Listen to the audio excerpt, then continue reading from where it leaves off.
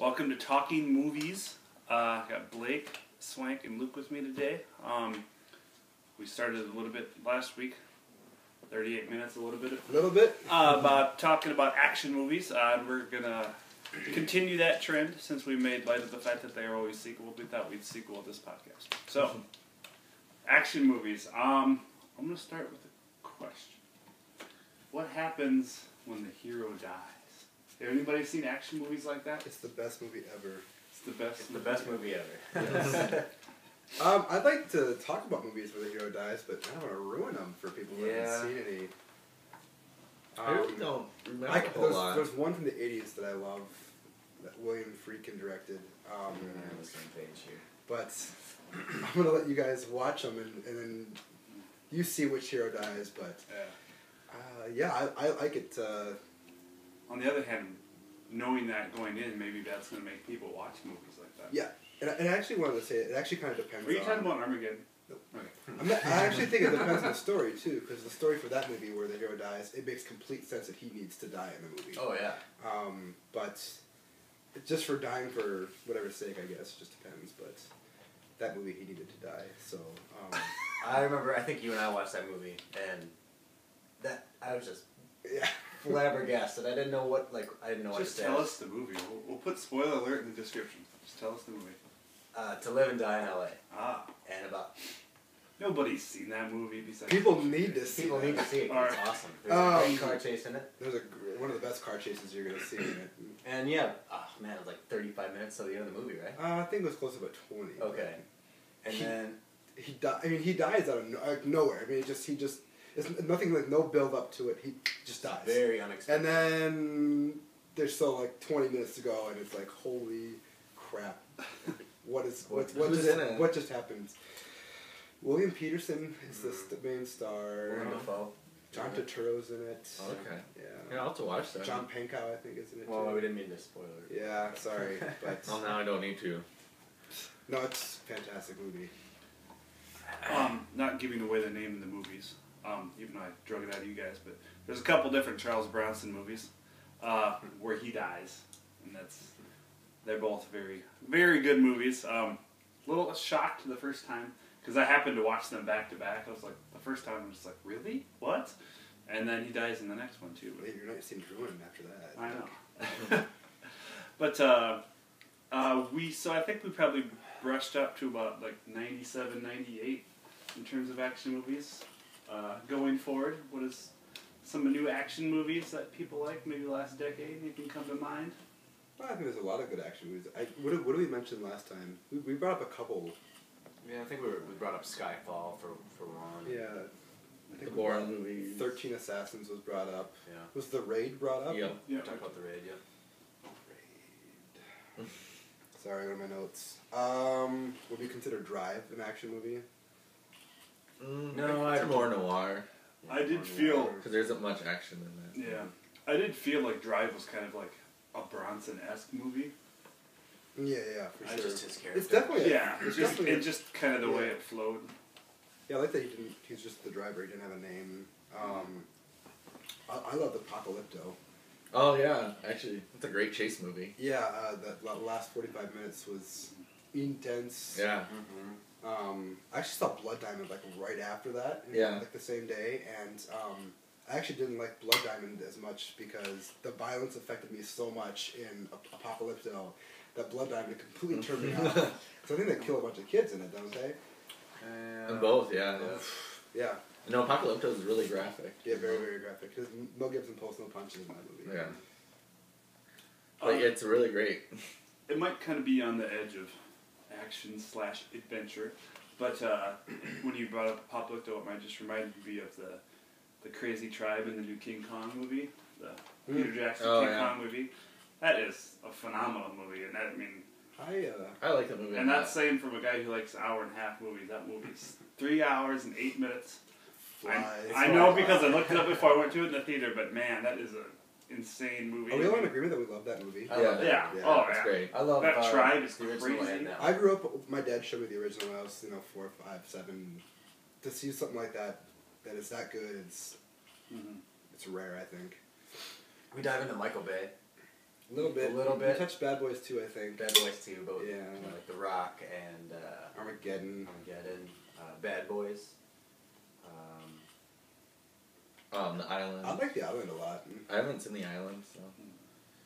But I hear I actually heard some other great. people. It's really good. Yeah, it's entertaining. The Rock is his too. Mm-hmm. That's a favorite of mine. Yeah, he kind of did a nosedive with that first Transformers, for me, personally. Mm-hmm. It seemed too, well, I shouldn't say it's too easy for him, but I mean, I don't know, it seems like he's just going through the motions. He always is, but. He's getting paid. Yeah. What was I say? I like the Kill Bill movies. Oh, yeah. From the 2000s. That was actually one thing, the first one especially. Tarantino, yeah. Yeah, Kill Bill 1 He's really awesome. He's really morphed into an action director, hasn't he? I mean, like, I don't know, you've seen Django Unchained, right? Yeah. I mean, that and shit Death out, Proof, it's just like, yeah, Death Proof. The last 20 minutes of Inglourious Bastards, would you consider action-esque? Yeah, that's probably the most action in that whole movie, really. Yeah. But yeah, he really has. Yeah. Kind of inevitable, but... What are the state of action movies right now? Oh, I think I don't think they're in a very good state. I think they're loud. They're loud. Yeah, it's assaulting. 20-minute fight scenes, and not good ones. They're just trying to outdo each other. I feel like. I mean, and just convoluted plots. Yeah. Yeah. I saw an extended trailer for the new Die Hard movie, and I'm sure it's not going to be very good. Which I'll have a review of next week. It'll be worth watching in the theater. And then the action is just so over the top, and there's so much CGI. Yeah, I mean, I think CGI is this one. You know, he's driving like this SUV and takes it off a bridge and drives on top of this semi and then down and yeah. We've seen him drive off Pretty so many bridges. Yeah. He's got to drive off something else now. It is rated R though. I mean, that got me a little bit more excited for it. I don't know why. It's 90 minutes. Yeah, that's another good thing. Oh, that's really tight. But then that almost feels unnecessary because all the other ones are like 2 hours plus. They're entertaining though. Mm-hmm. Yeah, I mean the one right before this was Live Free or Die Hard or whatever. Live Free actually, that one. That one was enjoyable. It was not, enjoyable, but not necessarily. I think Kevin Smith kind of ruined part of that movie that he was in, just unnecessary. That was very strange. I kind of forgot that he was in there. You know, I think one of the things I liked about the old Die Hards is it's a single contained, except for the third one's kind of all over the place, but then the fourth one, I mean, he's across the eastern seaboard, isn't he, pretty much? In Washington, Boston. I like the Die Hards because they're contained in one setting, and he has to figure a way to get out. It's like now it's getting bigger and bigger and bigger. I don't know. Kind of wish it was more dialed down like the first two. And actually, that's what I kind of liked about this new Bond. Instead of globe-trotting, in the first half, but the second half all takes place in the UK, just in England and Scotland in the end. Yeah. And I mean, and that's what I kind of liked about it. It got more and more, contained, almost claustrophobic in a way. Yeah. So, I'm going to say, what's next? What's next for Bond? You think there'll be another Daniel Craig movie? Oh, I think sure, yeah. For sure, probably, yeah. After this one made $1 billion, didn't it? Yeah. And it's well received and everything. Yeah, so. they should just have Sam Mendes and Deacons on all of these, I think. That's actually they're going to continue to care about him now, hopefully. Yeah, I hope so. Bring in some decent directors the next couple times. Yeah. I just watched this one movie this week, and it's kind of an action movie called Haywire by Steven Soderbergh. And it's interesting. I'm not recommending it for everybody, but there's just a lot of Soderbergh really wide shots, and it just kind of sits on them for a while. So the fighting is just in one shot and kind of far away, but there's not a lot of music in it except for when there's not fight scenes. Who's in that? There's Ewan McGregor, Michael Fassbender, Bill Bill Paxton, Channing Tatum, Antonio Banderas, Michael Douglas. I liked it. It kind of reminded me of Blimey, which was actually written by the same guy too. I liked it. It was just a different take on. I'll be honest, I loved Haywire.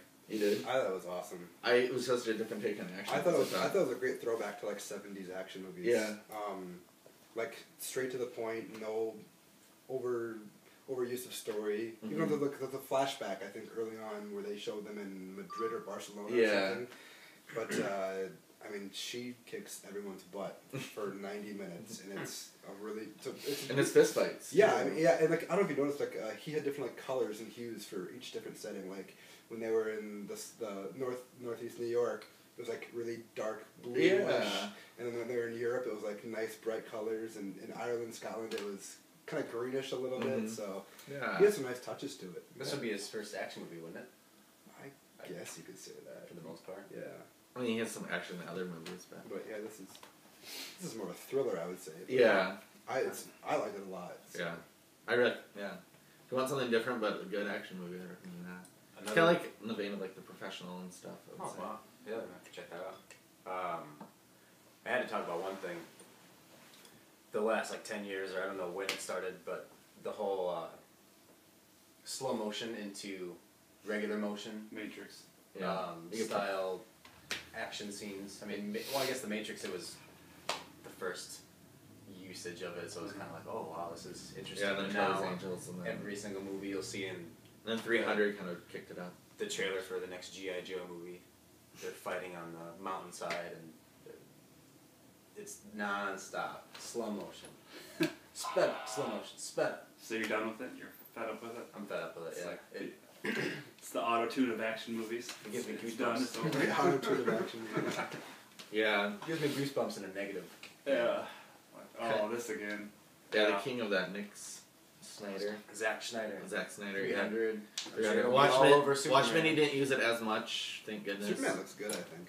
But then It's all the fight scenes. Sucker Punch. That's a different That's a different show. It's not even talk about Sucker Punch.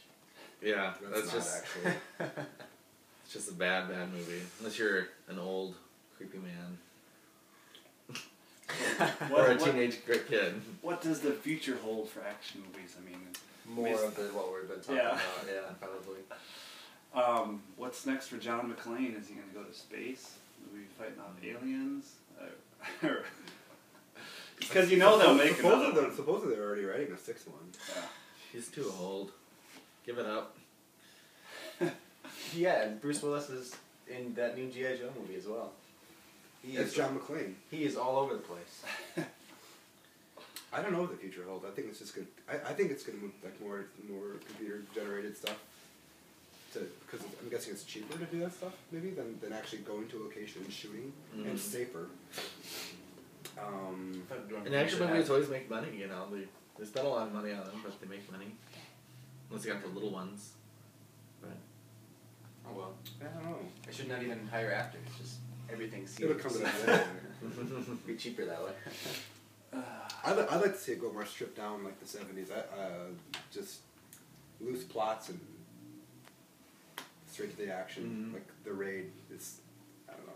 And I could come back to that, but that's just a perfect example of how a movie should be made. Less plot and just more action. Yeah. There's That just would be a enough lot plot. easier to pull off. I mean, like, that has the simplest plot. Like, SWAT team's got to take down a drug dealer in a building, they get caught inside, and they have to kill their way out. I mean, what more do you need for an action movie? Yeah. Not much. One thing you were saying about what do you think the future of action movies would be, I think there would be a lot more video games.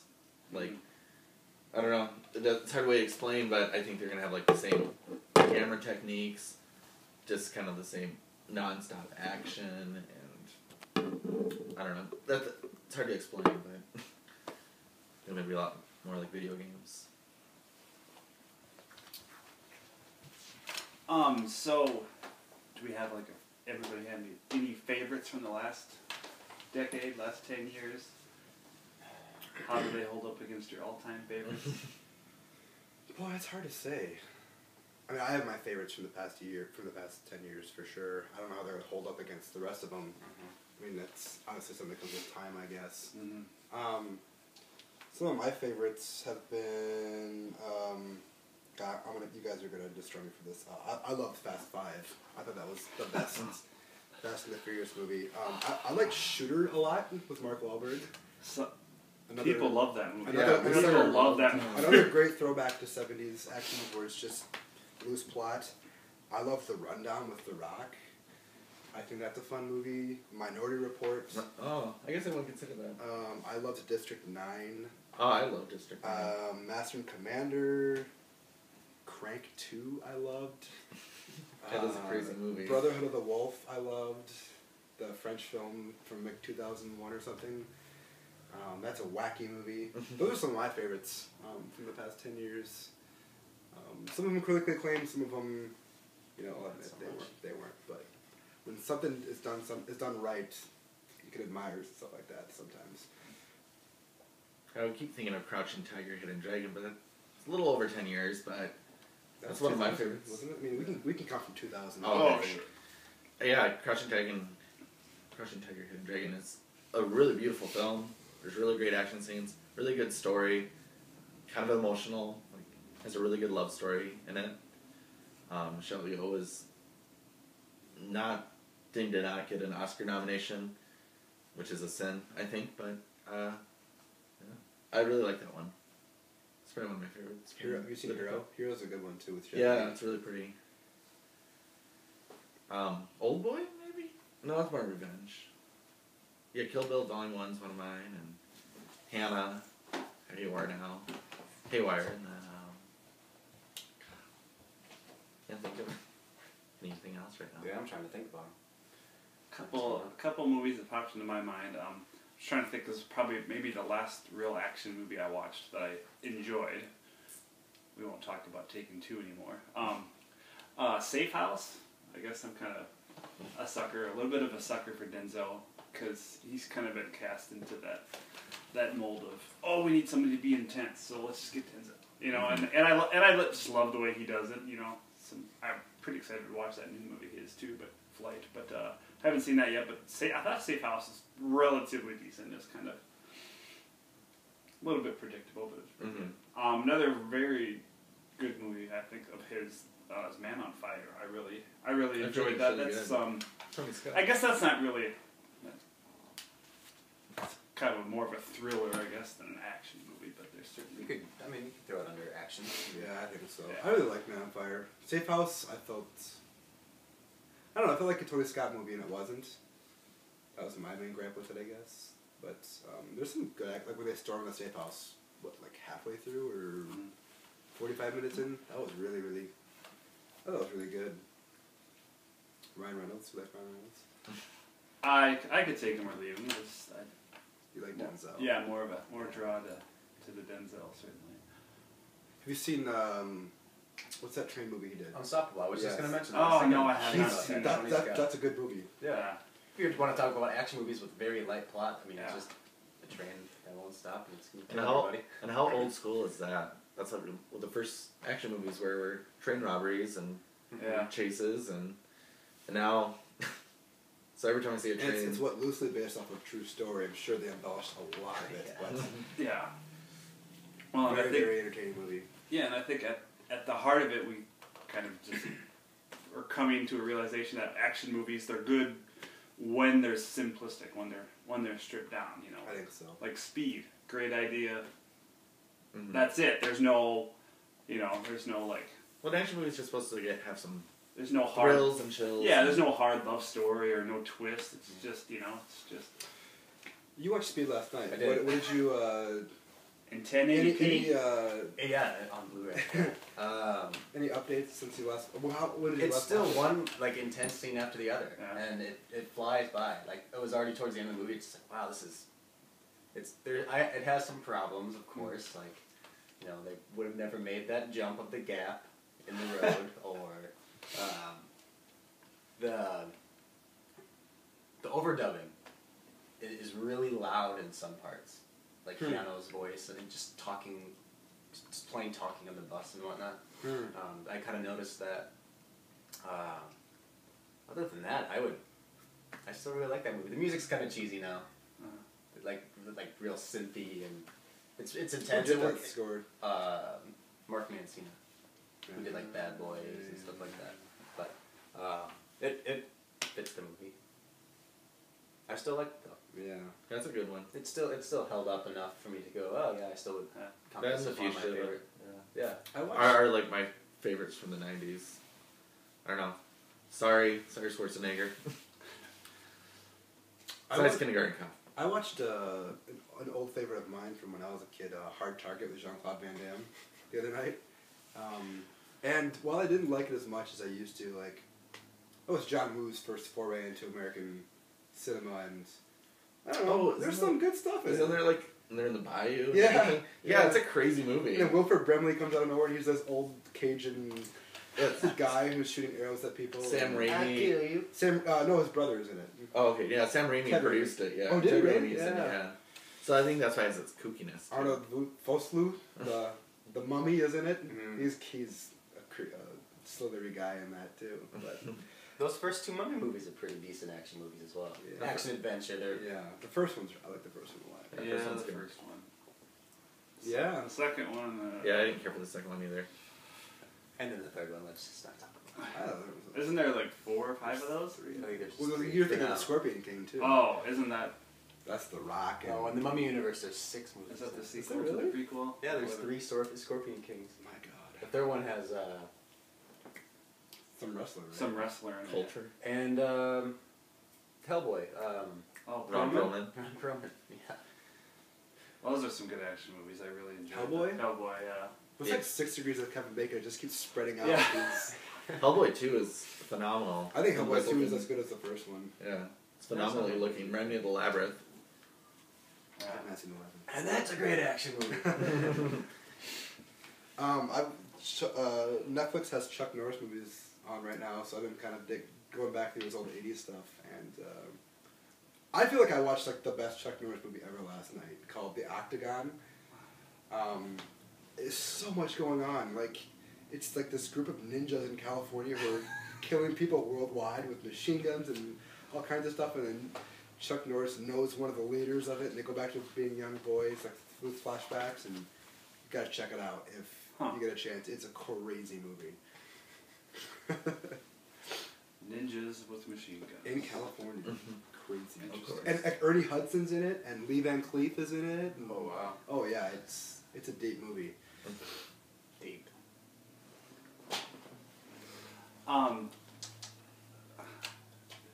Hellboy just reminded me. I mean, we can certainly group. I think a lot of maybe they're more adventure or sci-fi or whatever, but we could certainly group a lot of those comic book character movies with action. I mean, some of them are pretty action packed, don't you think? Is there any one that you think about comic action crossovers? Blues Brothers. Blues Brothers. Yeah. 21 Jump Street. Which I thought it was that car chase was really funny. It's a good take on action movies. That movie as a whole, I think, is it a parody or is it a love letter to action movies? It's kind of Kind of a little. it kind of skips the line, doesn't it? Yeah. It's kind of like the Brady Bunch. Like it's loving, but it's also making fun. Yeah. You know? Even though the Brady Bunch is not an action movie. What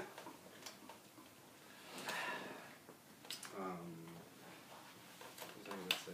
I forgot. Luc Besson's action movies. Luke Besson, Or like, yeah. whatever is how you pronounce it. Yeah. The Fifth Element has. Oh, action. phenomenal movie. I love that movie. I watched it recently and it reminds me of like an anime movie. Just, Yeah. it's so You know- kooky. Did I? It's so over the top. That's what's so great about it. I mean, Do you watch a lot of anime, Luke? A little bit. I you don't watch a lot. Have you seen though. Akira? No, I haven't.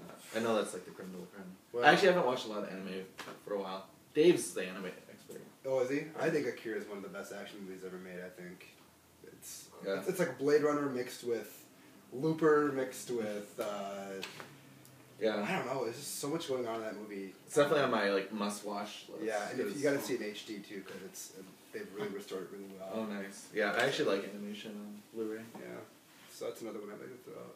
Incredibles, if you want to go into more animation action. But Oh, I don't know what to say. No, the comic book. I watched Captain America again recently, and that's probably my favorite Marvel movie. I know I'm like really alone on that one.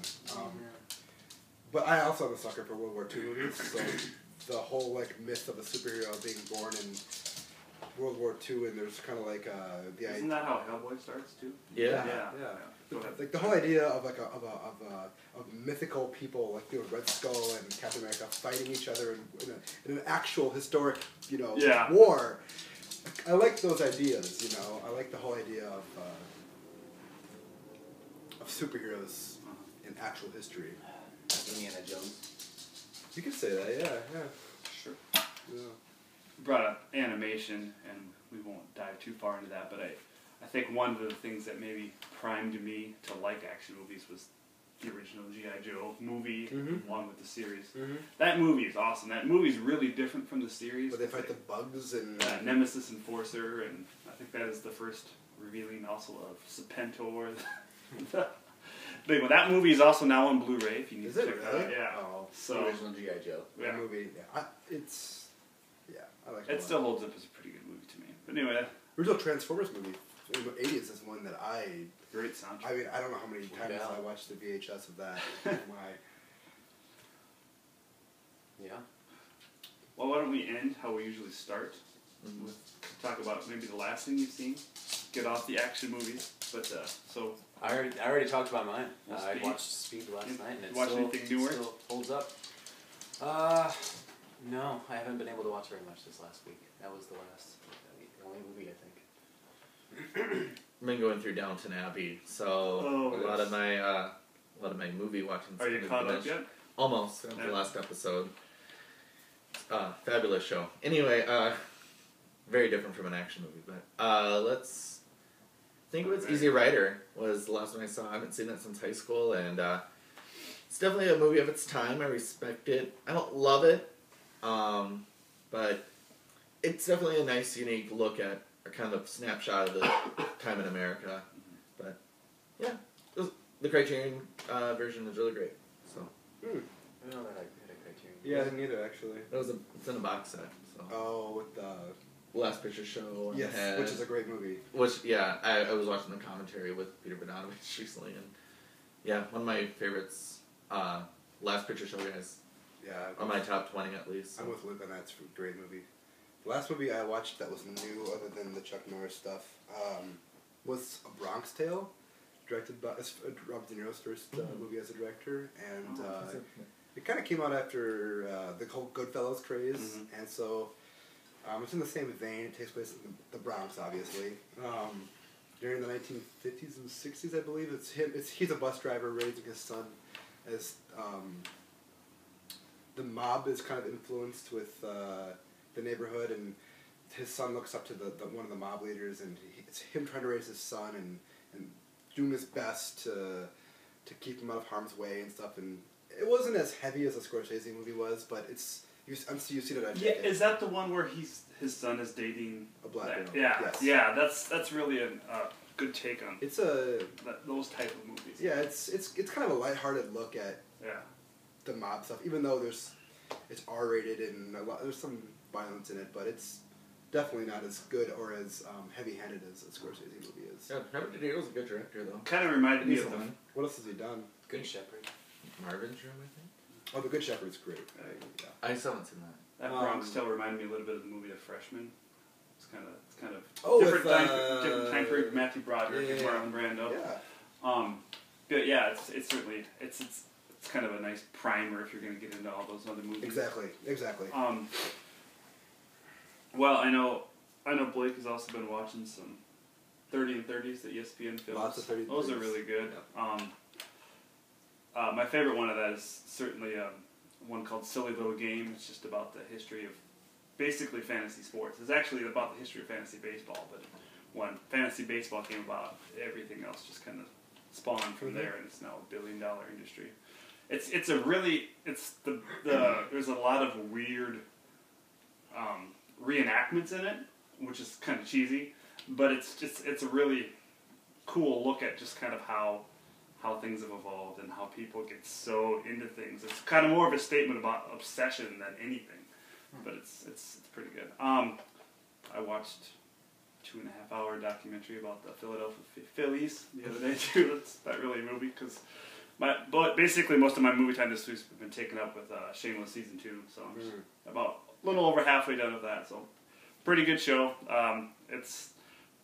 It's actually surprised me a lot this year. I didn't think after the first season they could surprise me, but they're really doing a lot of interesting things. Bringing Grandma into the fold is pretty interesting, and just that whole character and how that kind of changed the dynamic of Frank.